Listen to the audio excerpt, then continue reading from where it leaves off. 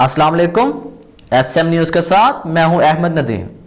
खबरों का सिलसिला बढ़ाते हुए खबर शामिल करते हैं मीरपुर खास से। ऑल पाकिस्तान वापडा hydro electric workers union division Mirpur Khas की जानिब से एहतजाजी मुजाहिरा किया गया। इसी हवाले से हम मज़ीद तफसीलात जानते हैं अपने नुमाइंदे खुरम कादरी से। जी खुरम, आगाह कीजिएगा।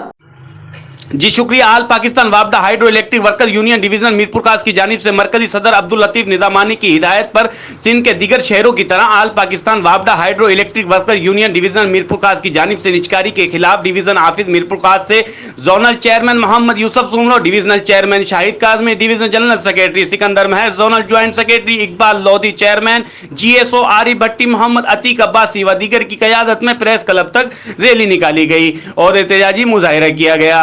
रैली के शुरका ने निजकारी के खिलाफ नारेबाजी भी की। इस मौके पर मजदूर दो डिवीजनल चेयरमैन शाहिद काजमी ने कहा कि वो तमाम वादे याद करो जो आप भूल चुके हैं और निजकारी किसी सूरत बर्दाश्त नहीं की जाएगी। मजदूर दो वक्त की रोटी को तरस गया है, पढ़े लिखे नौजवान रोजगार को तरस गए हैं। नौजवान को रोजगार देने के बजाय ये हुकूमत कर्जा माफिया बनी हुई है। इनका मजीद कहना था कि निजकारी से मुल्क की तबाही होगी और मुल्क को बहुत नुकसान पहुंचेगा और गुलामी दौर शुरू हो जाता है। यूनियन कभी गुलामी का दौर आने नहीं देगी। कैमरामैन हसनैन रजा के साथ मोहम्मद खुर्रम कादरी, मीरपुर खास।